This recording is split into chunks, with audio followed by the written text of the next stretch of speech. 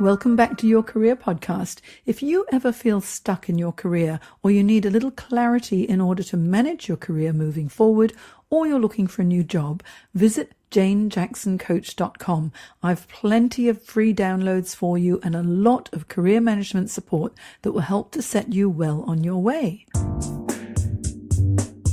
Welcome to Jane Jackson Careers, a podcast that takes your career to the next level.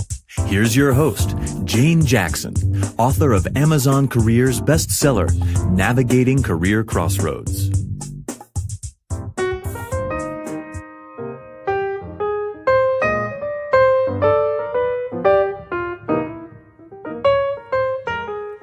I'm delighted to introduce to you Abbie White, who's the founder of Sales Redefined this week. She is ridiculously passionate about empowering businesses to authentically increase their sales and get results. She works with small businesses to Australia's leading corporates such as Telstra. Now, Abbie's mission is to break down the barriers to sales by ditching outdated, cliché salesy tactics and applying highly practical, proven sales strategies. Her energetic approach is hands-on and results-oriented to achieve quick results for her clients. Abbie has more than a decade's experience in sales and sales management with a strong, proven record of success. And she's a lovely lady too. Prior to founding Sales Redefined, Abbie was the national sales manager at IBM and managed a $100 million portfolio, taking the Australia-New Zealand region from the lowest to highest performing region globally. And on a personal level, I was lucky to catch Abbie before she gave birth to her first baby, and now she is a true mum entrepreneur. Let's meet the wonderful Abbie White. Hello, thank you for having me. Good morning. Well, I've been looking forward to having you on the show, and I needed to get you on because I know that very soon you're going to be having your first baby. I am indeed. Only a few weeks to go now. I know, so I'm glad I've got you before you're going to have many, many sleepless nights. So before we talk about the joys of motherhood and everything else, how about just to kick us off, because this podcast is all about careers and changing careers and transitioning into entrepreneurship.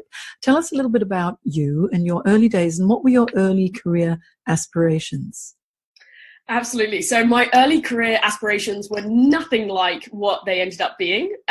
When I was younger, I wanted to go into marketing. My dad worked at an advertising agency, so I was adamant that, marketing was absolutely what I wanted to get into. And I was supposed to be doing a marketing placement actually through university as part of my degree. And at the last minute, it all fell through. And by accident, I ended up at IBM and went down a sales path. So that was never intended. It was never planned. It was very much an accident. But that's ended up shaping the rest of my career. So my career has then been sales management. And then after 8 years in corporate with IBM, doing those sorts of roles between the UK and Australia, I then went on to have my own businesses, again, sales focused. So it's been very much sales orientated from start to finish, which was absolutely an accident and never intended. So you had a long career with IBM. That sounds interesting. And transitioning from Australia to the UK and then back again, and still with IBM? Yeah, so I was quite lucky. IBM were doing a global relocation program. So I saw all different countries on the list. There was China and Russia. And suddenly I saw Australia and went, wow, beaches, sunshine, that sounds great. And I was looking for my next career step because I wanted to move into management. And there was a national sales manager role going.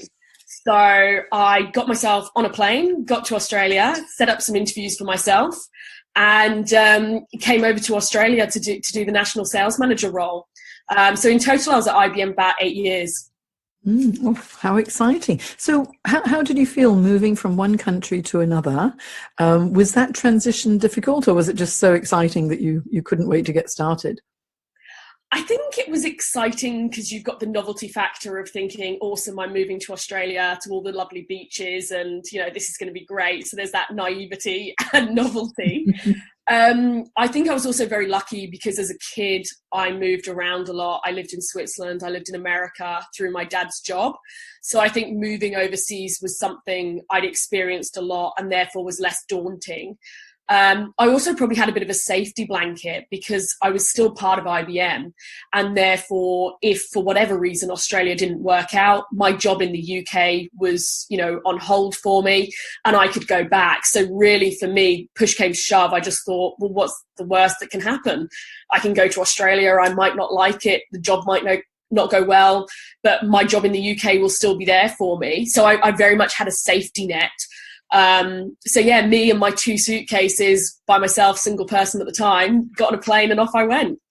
So exciting to make that change. Actually, you're right. Having that little bit of a security blanket as well would have made a huge difference. And then so many people in the UK just hanker for the sunshine and the beaches.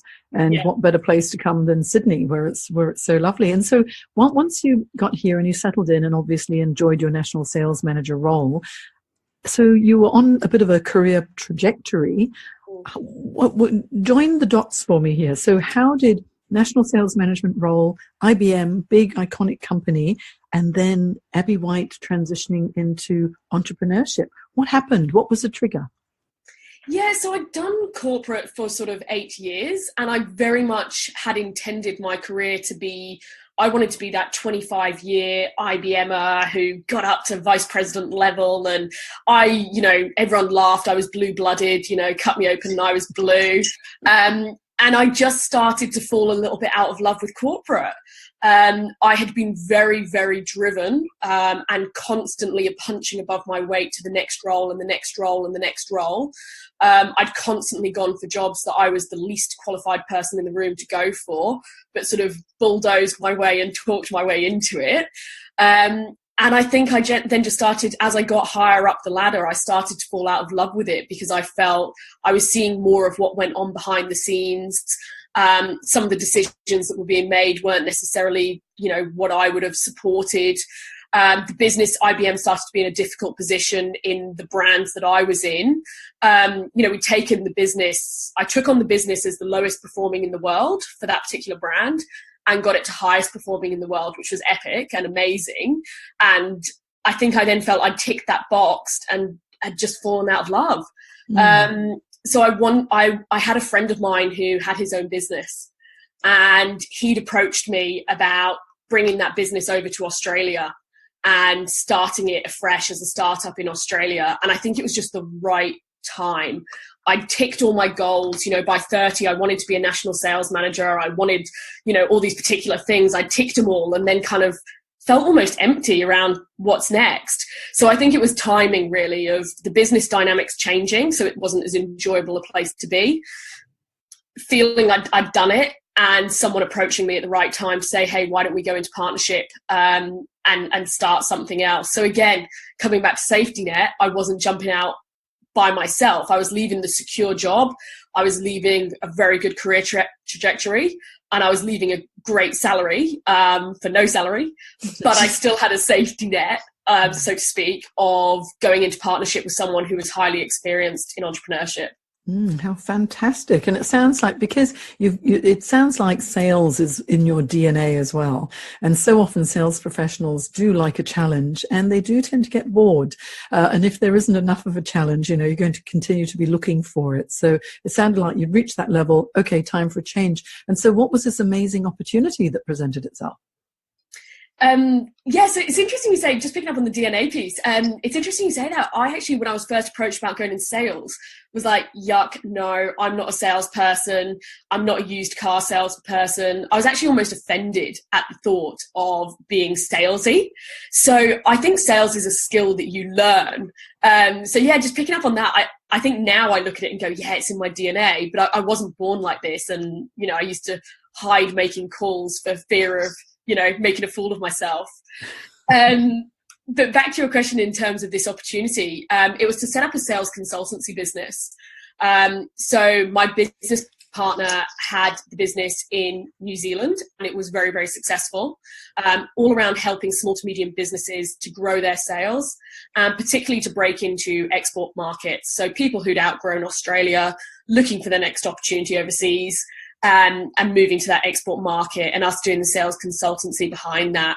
From an Australian perspective, zero presence, zero business. So we started that together as a partnership from scratch. And I went on to do that for 2 years before then deciding I wanted to, you know, go out on my own and do my own thing. How exciting. And is that when Sales Redefined was born? That's when Sales Redefined was born. It was Sales Redefined for me it just became a bit of a passion project. From what I really enjoyed was changing people's perception of sales. Everyone thinks of used car salesmen, sleazy. And one of my favorite things is when you give someone an aha moment and they can start to see a way that they can increase their sales, but while still being authentic, still being true to themselves. Because you then see the breakthrough that they have personally, but professionally in terms of the impact on their business results. So it's a really rewarding place to be able to actually make quite an impact to somebody's business and life. Sounds like you're helping people to understand what sales really is about, because, you know, sales does have that connotation of being a little bit sleazy, or here's my card, call me, that sort of thing.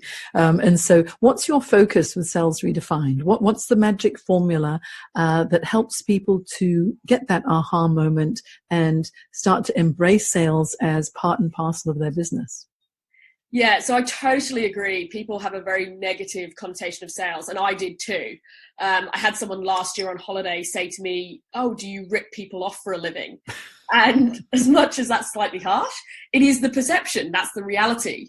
And what I learned through the first business was you could have all these great sales strategies. You could have all these great approaches. You could have the best marketing and material. But if you still perceive that sales is yuck, you're never going to do it.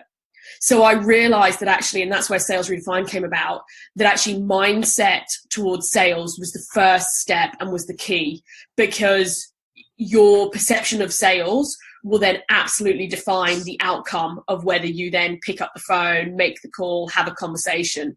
And for me, it's around a reframe of how you're helping people, how you're providing value. You know, providing you're not selling dodgy used cars, which I'm going to assume no one is. It really is, you know, what are those great outcomes, great results that you achieve for people? How do you help people by working with them? And hey, if you had more sales conversations, imagine how many more people you could impact and how many more lives, therefore, you could change. So actually, by not having that conversation, you're denying someone that opportunity to get that great result. So mindset became part of it. I went and did a diploma in positive psychology. And that just became part of it because I realized that was the foundation I had to get people's heads across, or heads around even, before I could move on to any of the sales strategies and any of the other activities that we were going to do. Mm-hmm. Actually, you're right. When it comes to sales, if you've got a great product or if you've got a great service, who are you to deny other people the benefit of it? Yeah, so that's just shifting that thought. And if you think, you know, I was born to help others, or I was born to really make a difference, then you're more on a mission than trying to sell something. Absolutely. It's taking it away from being sales to being, how are you helping people? How are you providing great results, great outcomes?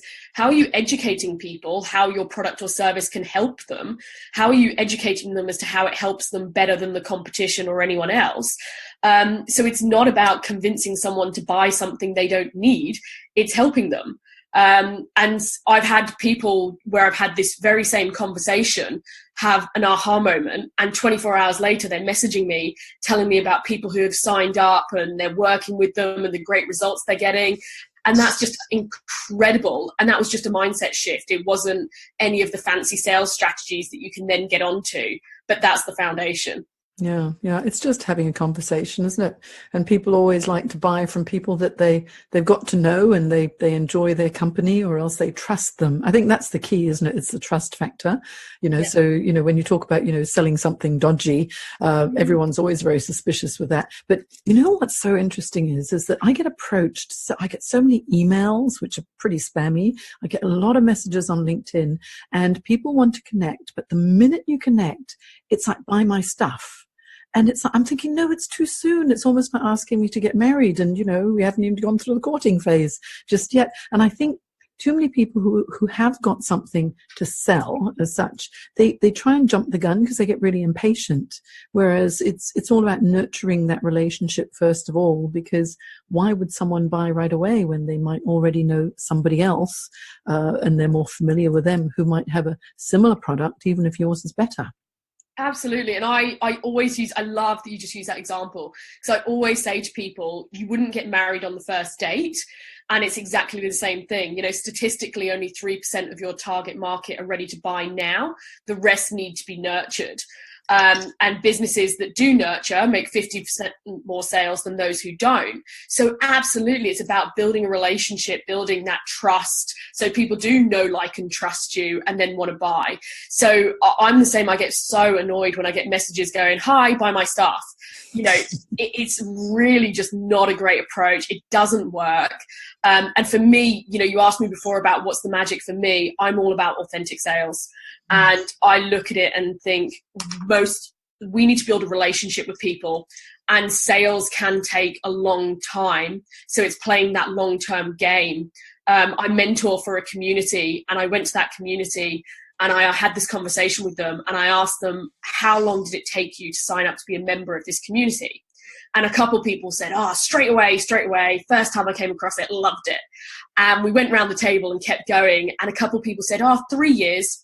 I'd been to a couple of events. I'd followed the community on Instagram or Facebook. And, I'd seen various things about them. But before I made the decision to jump in, it was 3 years. Now, if that business wasn't nurturing those prospects, they would be really limiting their sales opportunity. So it's exactly the same thing. We can't expect people to just meet us and buy and then give up. And that's when most people miss out on great sales opportunities, because they're not nurturing and following up, but in a respectful and authentic way, which then makes you feel comfortable and confident with sales. Actually, it's quite interesting. It makes me think of this one particular instance where I was approached by this gentleman who needed career coaching. As you know, I'm a career coach, and I thought his name looked a little bit familiar. And when we had our first exploratory conversation, I said, how was it that you found out about me?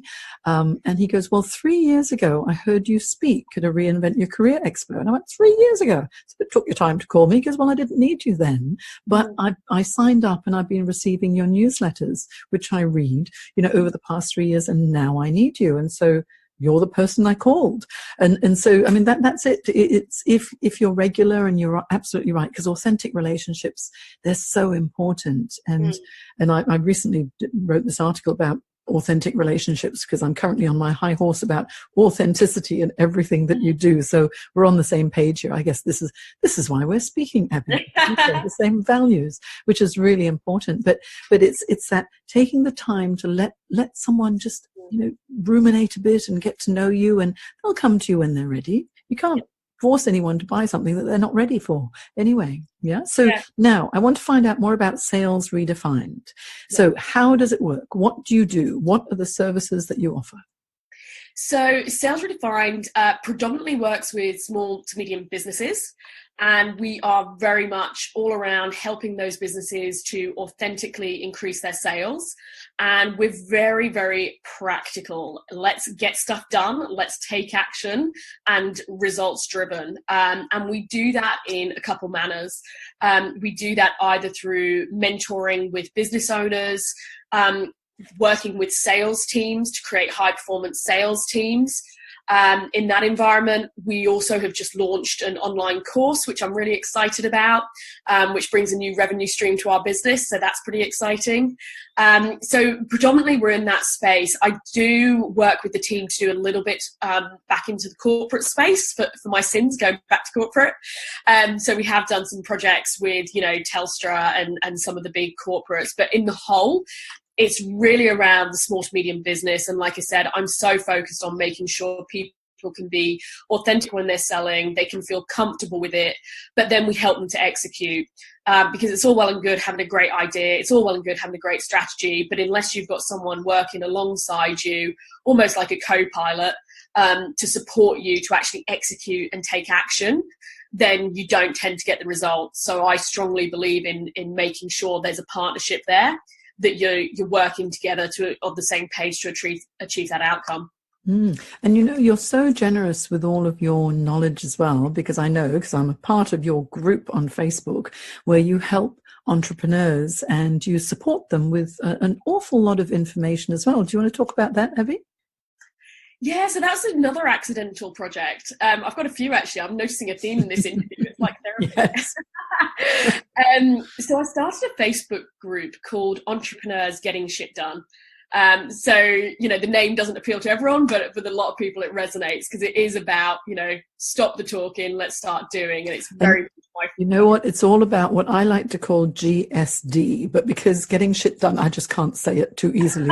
I call it getting stuff done, but yours is a lot more powerful. But it's basically GSD for entrepreneurs, isn't it? It is. So it started as a bit of an accident where I was looking at building Facebook groups. What could I do with the business? So it was intended to be a business opportunity as part of Sales Redefined, but it became a bit of a passion project. We've now got over 600 people in the group, but it's a tight-knit 600, I would say, in terms of actually I only approve people who I feel fit the bill. And we really support and help each other along the way with challenges. And for me, that's been really, really, really rewarding. It's not revenue generating. It's not a business opportunity for me. It's completely separate to Sales Redefined. Occasionally I might post something about Sales Redefined, but it's very, very rare. And I think it's because you need to be supported along the way. And I include myself in that. We all need that support because it's seriously hard doing the entrepreneurship game. And you have days where you think it's great. You have days where you think it's the worst idea of your life. And so it's creating that community and that environment with support, encouragement, but also sharing knowledge. Everyone's very open in the group and giving around sharing whatever tips it is that's working for them. So it's actually been a really accidental, fantastic thing that's come about that I now really enjoy, and I'm active in it every single day. And it's a way of giving back. It's wonderful the way Facebook is structured so that we can have not only business pages, which is all about your business, but also the groups where you build a community and you build a tribe of like-minded people, and being able to offer assistance is fantastic because people can dip in and out as they wish. And if they've got a question, then they've got a community of other people who can also provide advice and guidance too. I love Facebook groups. I think they're fantastic. And I've got a Facebook accountability group for career changes as well, but you're one for entrepreneurs so that they can really get things done, or as you say, get shit done in their business, because we all get stuck at different times. So that's wonderful that you've got it as a passion project. Now you're going to have to tell people where they can find you, Abbie. So you can find me a couple different ways. So either salesredefined.com.au is the website. You can follow my Facebook page or me personally at Abbie White Sales. Or feel free to join the Facebook group if you're in the entrepreneurship game. So it's Entrepreneurs Getting Shit Done.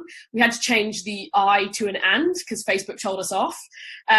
So that's where sort of the best places are to find me.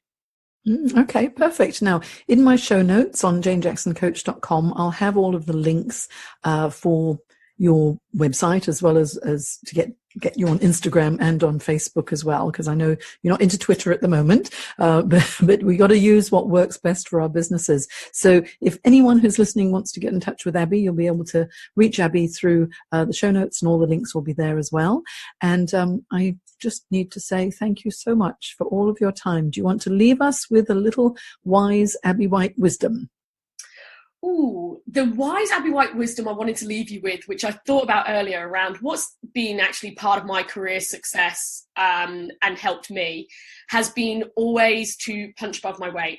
So get rid of the imposter syndrome that we all have and park it to one side and go for it. And there's a quote that I actually have on my desk in front of me, which I'll really quickly share, which is, there are people less qualified than you doing the things you want to do simply because they decided to believe in themselves. And I love that. And I think that's been a big part of it, is even though I wasn't ready, I wasn't there yet. And it took a lot of, guts and getting over the imposter syndrome. It's always sort of stood me in good stead to go for that next move, perhaps before I'm ready to do it. So punch above your weight. Fantastic. And you know, my favorite quote is believe in yourself and create magic, which I believe you have done already. So that's fantastic. And also, now Abbie will be having a baby on, what's the due date? 22nd of September. He is 22nd of September. Oh, my daughter was born on the 21st of September. So there you go. Another Virgo baby, or just on the cusp. Yes. Fantastic. Just on the cusp. Yeah, well, I wish you all the best, and I can't wait to hear how motherhood agrees with you. I'm sure it'll be just fantastic because it's a wonderful time of life. I'm way on the other side of the motherhood thing because my kids are now fully grown up, but it's such a wonderful time, and I wish you all the best. Thank you so much for your time, Abbie. It's been great chatting with you. Thank you. Thank you for having me. I've really enjoyed it. Thank you. And we'll talk to you again soon. Bye.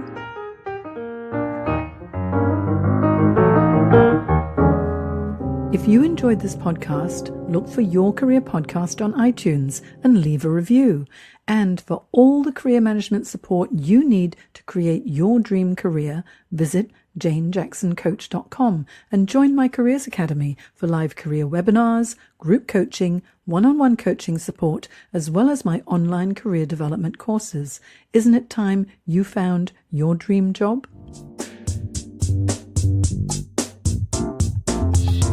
You've been listening to Jane Jackson Careers. Sign up to receive regular career advice at janejacksoncoach.com.